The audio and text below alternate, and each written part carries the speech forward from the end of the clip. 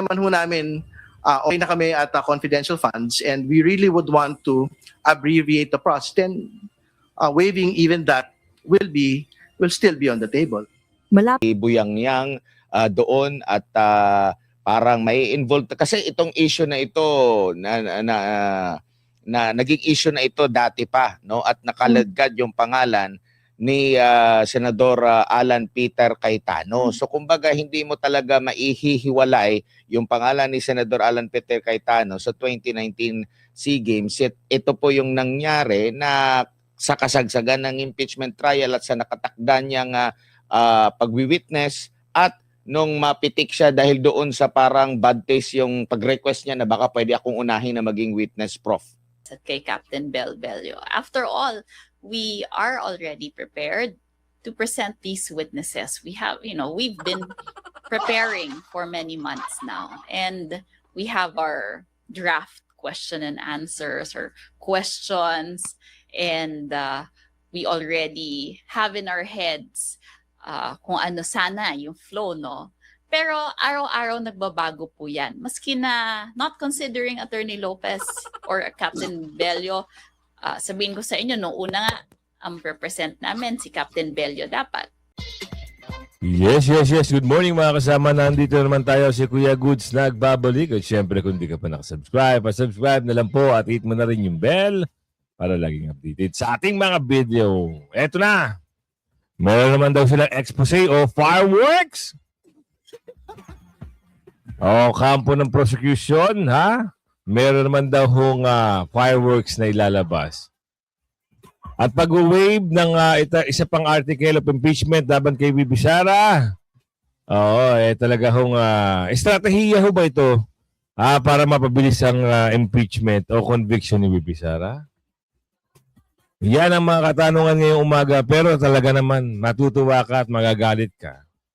Yung ibang personalidad na laos na, kilala niyo si Darna. Kilala niyo si Darna. Alam niyo naman, laos na ho. Hindi ho pwedeng maging bida-bida ngayon pag laos na. So, may komento ho si Darna dito kay Senator Robin. Pag-usapan natin isang quick reaction lang patungkol dito kasi talaga namang bigla-bigla na lang ang eksena. Diba? Napansin nyo? Si Senator Robin pa talaga ang binatikos mo. Pwede naman dilawan po langaw. Kung ako sa'yo, isip-isip din minsan kilala niyo si Darna. Si Darna, sikat yan dati. Lalo na yung mga eksena niya. Darna! Ngayon hindi na ho siya Darna. Pero siyempre, ito, pasok natin yan. Pero andyan muna yung join button. Pumindot ka na kung gusto mo sumali sa ating komunidad. At siyempre, yung shoutout segment natin, hindi tayo magtatapos hanggat hindi tayo nakakapag-shoutout sa inyo.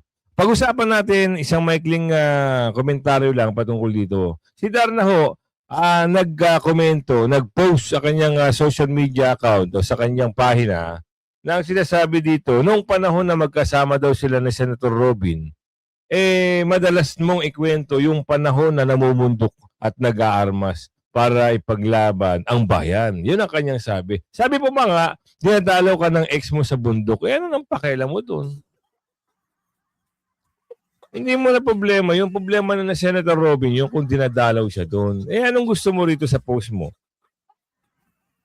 Ipahiya si Senator Robin dahil may dinadalaw siya doon. Meron siyang sinasama sa bundok. Wala ka na hong pakialam doon. Kung ang post mo dito, ungkatin ang mga nakaraan at may asawa ho ang senador. Iisipin mo ba na meron siyang kinuwento sa'yo tapos malaman ni yung asawa, di siyempre magagalit. Ganun ba yun? Nako. Sa statement mo na ito, kahit papaano natuwa ang akong makita ulit yung dating Robin Padilla na kilala ko, at least honest ka ngayon, kuya. Ang tanong ko lang, nasaan ka nung panahon ni Red Tag ako? Kahit alam mong hindi totoo, actually masama pa ang katsikahan yung mga nag-Red Tag. Naghugas kamay at pumikit sa katotohanan. Ito lang yan, te. Puna ka ng puna kay Senator Robin, hindi mo pinupuna kung ano yung dapat mong punain. Ang issue ho ng bayan ngayon, corruption. Di ba? Gobyerno. Ngayon, lumalabas si Senator Robin, pinupuna niya, ikaw naman, pinupuna mo naman siya para sa batikusin. Oo. Ginagawa na ho ng senador ang kanyang makakaya kahit ngayon ito ho, umaatake na ho yung ombudsman. Nakahapon ho, nagsalita na ho. Hindi pa raw ho nakakapagsumite ng counter affidavit o hindi pa siya nakakapagbigay at sumasagot sa kasong ikinaso sa kanya na obstruction of justice. Ikaw naman, ito. Ano to? Kailangan magpasikat? Ganun ba yun? Anak ng tokwa naman, Karudi. Isa sa mga pinakamalaking dahilan ko kung bakit binoto ng maraming Pilipino ay dahil inaasahan nilang magiging matapang kang boses para sa kapatid nating Muslim. Pero bakit parang mas ipinaglaban mo pa si Kibuloy? Naniniwala ka ba talaga siya ang mga appointed son of God? Pati ba naman yung pinasok mo pa? Ineksena mo pa? Yan naman, kung ito ay isang paraan mo para sumikat ulit, wala na. Ang mga laos-laos na talaga yan. Pero na lang, kung sumali ka doon sa isang teleserye na walang katapusan, doon, isa sa pinakamayabang na taong nakilala ko, isa sa makabayang taong nakilala, kasi ikaw si Andres Bonifacio. Kaya nakakalungkot pag nakakabasa ako ng stand mo pagdating sa China. Hindi ito ang Robin Padilla na nakilala at hinangaan ko. Kahit paano alam kong halos parehas tayong landas na dinaanan. Galing sa hirap, nagtrabaho ng maaga, tinangkilik at nakipagpasya sa mga tao. Nakapagpasya sa mga tao. Ang utang na loob natin ay sa ating Diyos at sa ating lahat ng Pilipino. Hindi lamang sa isang tao. Ewan ko sa iyo. Bahala ka. Pero napag-usapan naman natin yan. Dito tayo. Yung article of impeachment, isa sa mga article of impeachment, di lang natin alam kung ano yung article no na gusto nilang i-waive. Ano ba ibig sabihin ng pag-waive nila itong article of impeachment? Kayo ho, alam niyo ho ba ang dahilan ng mga yan? Gusto nilang mapadali. May mga ano yan may mga plano yan. So hindi porket i-waive nila yung article of impeachment, nangangahulugan na talo na sila. Ganito yan. Meron niyang estratehiya. Kasi nga, hindi na nila kayang ipagtanggol itong Article 4, which is yung grave threat inciting to sedition. Magja-jump na naman sila sa panibagong article. Dahil wala na ho silang matibay na ebidensya, pati ho director, isasalang nila. Hindi na lang natin alam kung ano yung mga sasabihin ng director dun sa Lunes. Kayo ho ba? Meron ba kayong nalalaman o meron kayong opinion na itong director ay may personal knowledge? Yun ang isa, yung dalawa. Walang personal knowledge pero ang kanilang laging mensahe yung notes at doon na lang sila sumandal sa notes. Tapos I have no personal knowledge. Tapos ikaw ito pa, aatin ka para saan? So, ganun. Expect natin sa Monday na wala na namang mangyayari dyan. Pero ito, we-waive nila itong article of impeachment. Ang sabi dito, article of impeachment posibleng ipasantabi kung kailangan. So ano yung plano nila dito? Alamin natin. Yung reading of articles in the future will be discussed when we reach that point. No? So, syempre, kung tingin naman ho namin, okay na kami at confidential funds and we really would want to abbreviate the process, then waiving even that will still be on the table. Malapit nang matapos ang presentation ng testigo at ebidensya ng House Prosecution Team para sa Article of Impeachment laban kay Vice President Sara Duterte na assassination plot, grave threats at inciting to sedition. Malapit Susunod na. namang tatalakayin ang umano'y maling paggamit ng confidential funds ng Vice Presidente. Kinumpirma ni House Prosecution Panel Member at Bicol Zero Parties Representative Terry Ridon ang posibilidad na mag-waive ng isa o dalawang articles of impeachment kung kinakailangan. Si Manila Pero siyempre pag pumasok sa isip natin at nabalitaan natin ito, yung gantong pagwe-wave, ang isipin natin, yung literal na talo na. O bakit mag-wave? Ang yabang-yabang nila magsampa ng article o kaso o nag-file ng complaint kay BP Sara. Pero ganito lang pala ang gagawin nila.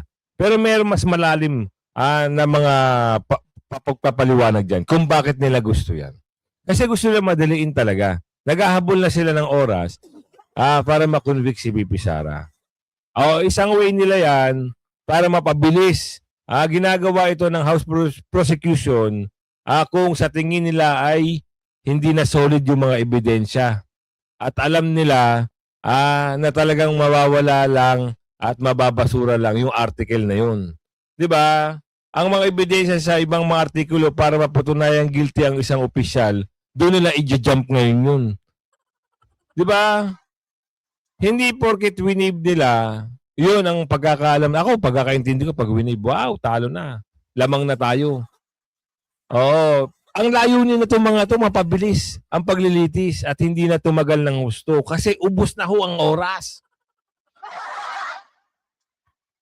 August na ho. Sa susunod na, susunod na 2 linggo, August na ho.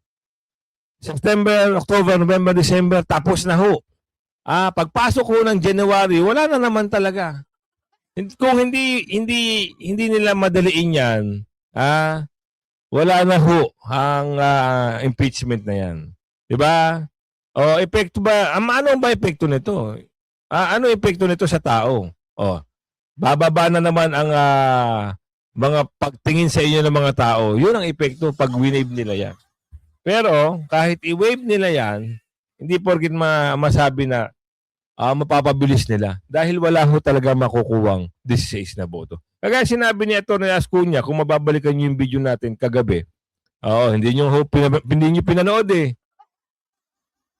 Napapansin ko hindi na kayo nagko-comment sa video natin o hindi ho umaabot sa inyo yung video natin. Nagtatanong lang ho tayo. Ngayon, alamin natin bakit nila gusto i-wave. Representative Joel Chua ang unang nagbanggit ng issue. Ayon kay Bicol Saro Party List Representative Terry Riton, kung maayos at sapat na ang pagkakalatag ng mga ebidensya at testigo sa confidential funds misuse, maaring hindi na ipresenta ang 1 o 2 pang articles of impeachment laban sa pangalawang Pangulo, partikular na ang bribery at unexplained wealth. Kita nyo, nakatumbok pa nila yung bribery at an unexplained wealth. Sa bribery kasi hindi nila kayang patunayan yan. Yung bribery na panunuhol, sino sinuhulan ni BP Sara? Sige nga, paki-explain.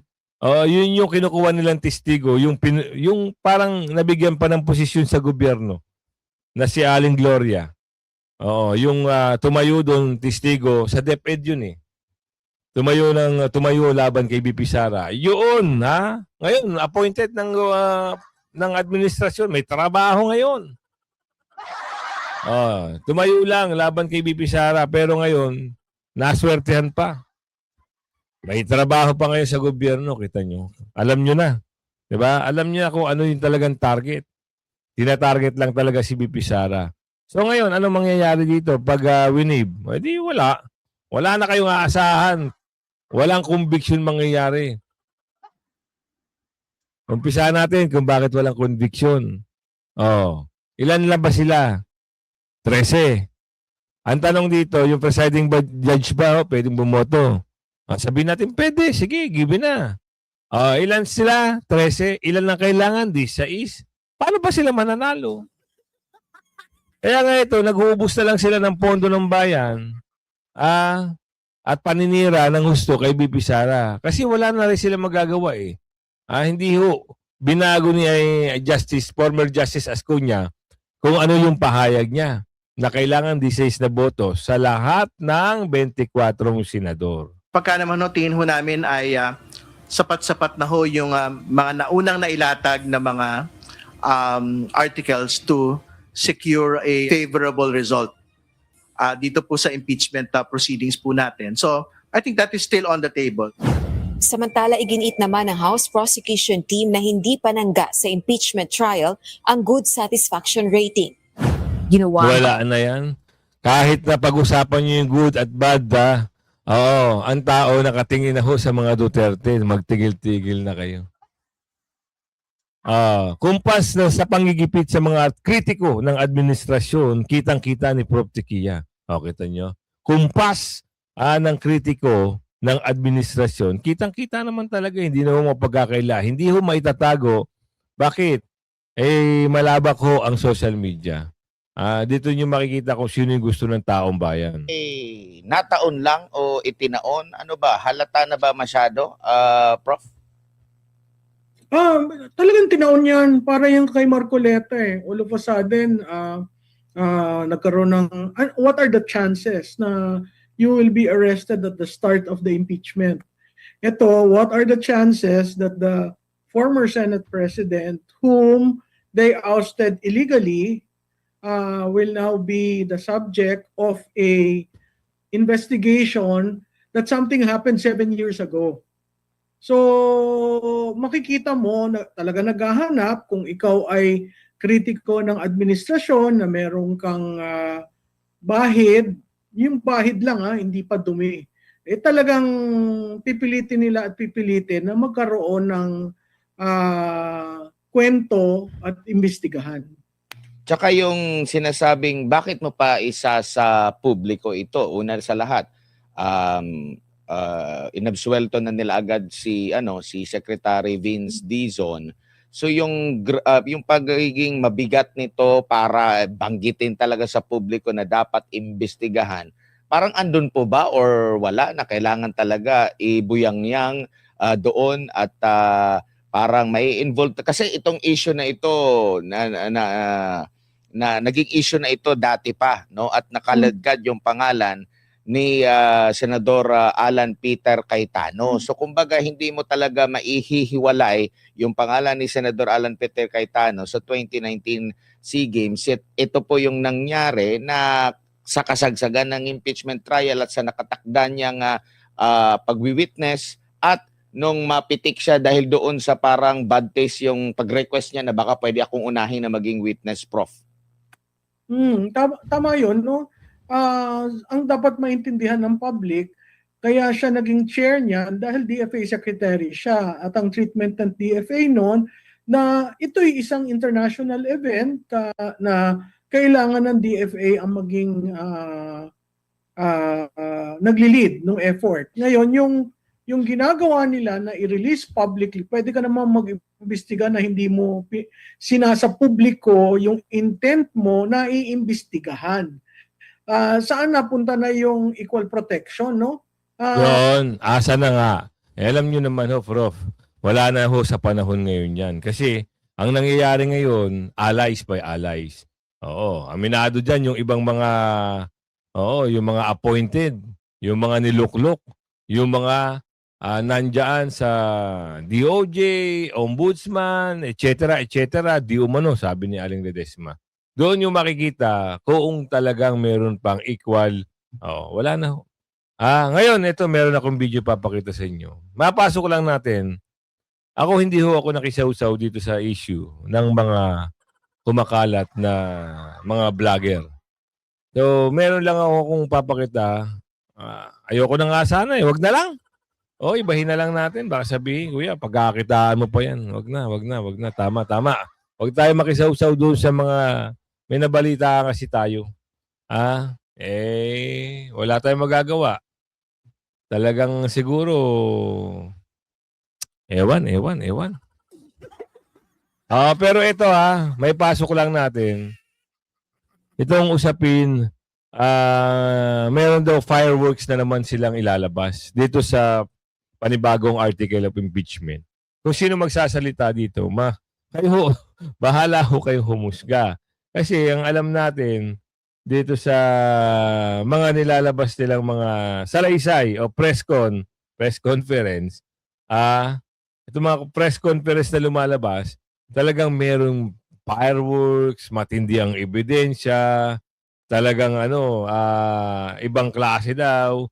Pero pagdating sa trial, sa hearing, makikita nyo naman, wala akong mga binatbat itong mga kampo ng prosecution. Kung di ka mainip, maaasar ka kasi nga Oo, yung yabang-yabang nila magpa-press con. Pagdating sa trial, hindi naman pala makakapuntos itong mga prosecution. Oo, maingay lang din pala talaga sila. Oh, kilala nyo ba yon? Oo. Ano bang mangyayari sa impeachment ni VP Sara kung mag-resign siya? Mamaya natin pag-usapan yan. Kung ano mangyayari sa impeachment ni VP Sara kapag nag-resign si VP Sara. Pero hindi magre-resign si VP Sara. Yan ang tandaan nyo. Walang ganong istorya. Pero may balita kasi, merong nagtanong, merong mga um, pagkatanong dito mismo kay rehistro. Isang pero maya-maya na 'yan. Suyudin muna natin itong mga interview na meron daw silang mga fireworks na ilalabas. Ito. Ito yung mga panahon na ano pa-interview sila, pa-interview dito, pa-interview doon. Ito sila. For you to take us behind the scenes a bit, how spontaneous was the decision to drop Zuleika Lopez from the witness list? Did that happen lang ba talaga during the when you ask for a 5-minute anong tawag dun? Parang 5-minute break or huddle, or was it floated ba at least a day before in one of the in your conversations? Sino yung nag-float nitong idea na ay wag na nating isaalang si Zuleika Lopez? Whatever you can disclose lang. Yes, of course. Every day po, pag nag-uusap kami, pinag-uusapan namin kung represent pa ba natin ito, yung susunod. Hindi lang naman to kay Zuleika Lopez at kay Captain Bel Bello. After all, we are already prepared to present these witnesses. We've been preparing for many months now, and we have our draft question and answers or questions, and we already have in our heads kung ano sana yung flow, no? Pero araw-araw nagbabago po yan. Maski na not considering Attorney Lopez or Captain Bello, sabihin ko sa inyo, nung una nga, ang represent namin si Captain Bello dapat. Pero after one day, naisip namin si Agent Kalilong. Nagbabago-bago po every day ang aming strategy depending on what happens earlier in the day. Congressman, Hirap magpaliwanag, no? Hirap! Ang hirap ipagtanggol ng amo nyo. Problemado na itong mga to kasi kailangan nilang magpa-press con araw-araw eh. Dahil kung hindi nila gagawin yun, hindi nila masisiraan daw di umano si VP Sara. Kasi kilala nyo naman, alam nyo naman ang mga, kita nyo, mga, hindi ba kayo nakakalata? Bago mag-press con, bago mag-hearing, kailangan magpa-press con. Pagkatapos ng hearing, press con. Opo, Sabado-Linggo, press con. Iba't iba sila, no? Ito yung sinasabi natin. Magre-resign ba si VP Sara? Kailangan, meron ho bang ganong kwento kung sakali na mag-resign si VP Sara ay, ito ba yun? Ito ba yung video na yun? Wala Ito. namang kinaso sa kanya. Si Corona, Ayan. Ito naitanong ito ng isang magaling na news anchor, journalist noon. Journalist hanggang ngayon. Itong resignation ba o patungkol ito sa mga na-impeach? Kasi meron nilabas na-impeach pero hindi nilabas yung salain, tama ba? Alamin natin dito natanggal, wala rin namang ikinaso sa kanya. Yung ibang kaso. mga na-impeach, nag-resign. So where is justice there? And Bakit that is hindi why- na lang sa korte i-file lahat yan? And Tama that is nga why naman. hindi lang siguro yung impeachment mechanism ang kailangan nating tingnan. Perhaps even the office of the Ombudsman needs to be prompt in addressing the impeached or convicted public official if there Alam nyo, itong impeachment to, laro lang to ng politika. Sabi ko nga sa inyo, kung meron man silang nakikitang kaso na merong nilabag si VP Sara, bakit hindi nga, ang tanong nga din, bakit hindi sa korte nyo i-file? Bakit kailangan impeach mo at impeach nyo ang pangalawang Pangulo? Siyempre, yan ang pamamaraan nila para hindi na makatakbo si VP Sara. At yan ang pamamaraan nila para magtuloy-tuloy ang ligaya, sabi ni Aling Ledesma.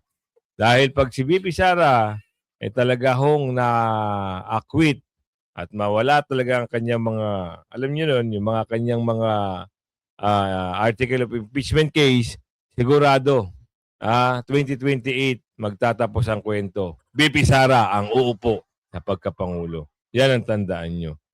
Nasa universe. Universe na mag-uupo kay VP Sara.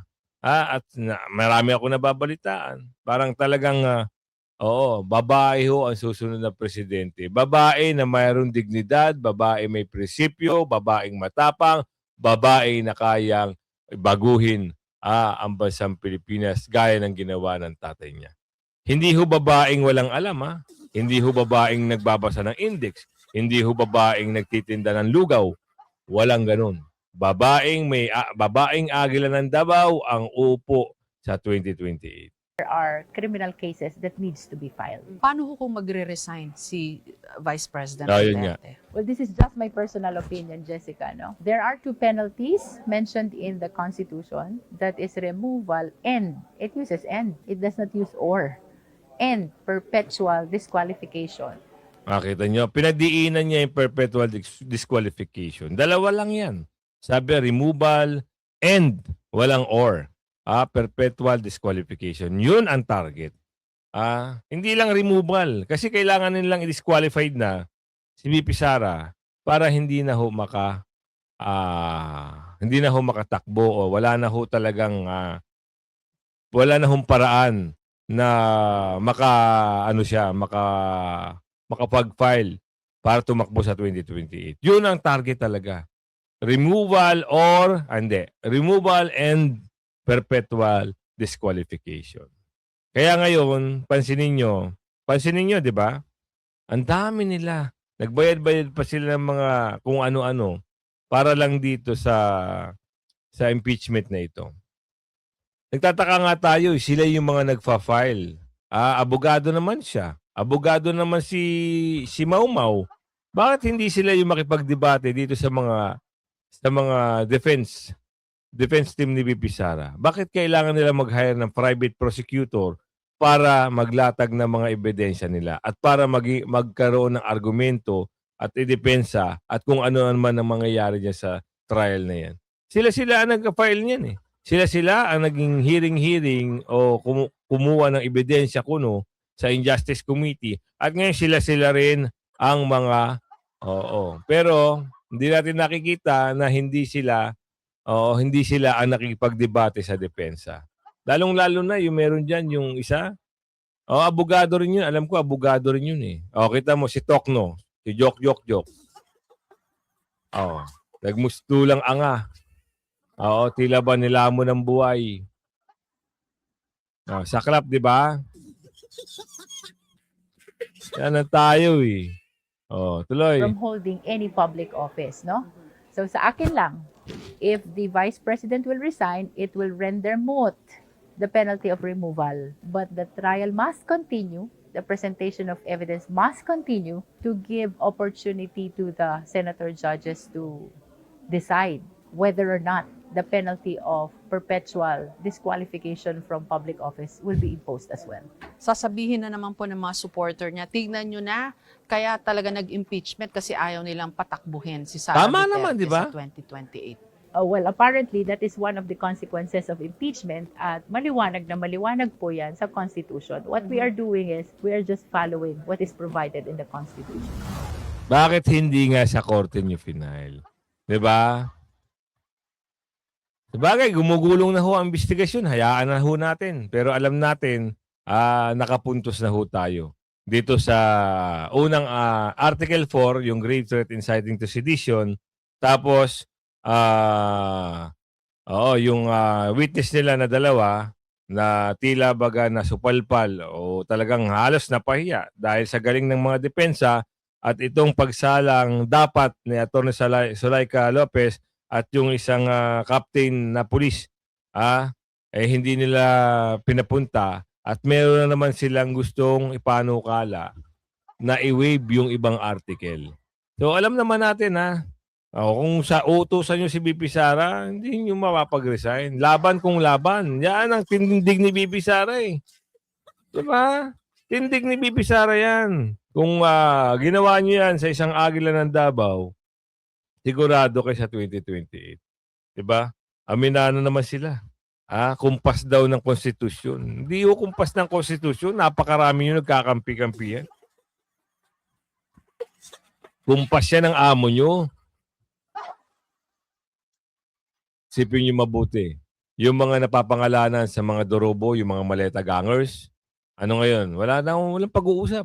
Samantalang si Senador Marcoleta tayo nakakulong. Yung mga naglabas ng katotohanan, ando nakakulong. Ngayon, sasabihin nila, kumpas ng konstitusyon. Tigil-tigil, kumpas nyo lahat yan na gusto magpabagsak. Kay BP Sara. Anyway, kung umabot ka sa video natin ito, ako naman ay maglalambing. Huwag niyong kalimutan, like, share yung video natin at syempre si Mang Banat, subscribe nyo. At dito tayo sa shoutout segment. Sa mga hindi ho nababatuhan ng ating tawag nito, ng ating video, hanapin nyo lang ang pangalan natin everyday. Meron po tayong upload videos umaga at hapon. So, shoutout segment na tayo. Shoutout kay Ma'am Dabanusan. Shoutout po kay Ma'am Winnie Cuadera. Shoutout po kay Ma'am Malu. Survivor Mix Club. Kay Colam Melvin. Shoutout po sa inyo. Romeo Espinosa. Shoutout po sa iyo. Comac Cornad Kamet. Shoutout po Teresa Barachina. Ira Rivas. Rosemary Sumarga. Irene Legaspi. Angel Rio Quadavos. Sheila Eri, shout out po sa inyo. Jaime Ramos, 1976, shout out po sa iyo. Maclito, Mirasol Malasarte, shout out po sa iyo. Nash Vlog, Nash TV Vlog, shout out po sa iyo. Daryl Imar Forest, Guillermo Anora, Gaya, shout out po sa inyo. Anaceto Gamal, Oga Kang Full, shout out po sa inyo. Nora Pademios, shout out po. Emil Ray Cayetano, shout out po sa iyo. Good God of Fred San Juan, shout out po sa iyo. Jenny Rose Solen, shout out po sa iyo, Mama. Marjorie D. Forum, shout out po sa iyo. Jan Buan, shout out po sa iyo. Alma Musico, Kino Bila, shout out po sa iyo. Ramon Rosete, shout out po.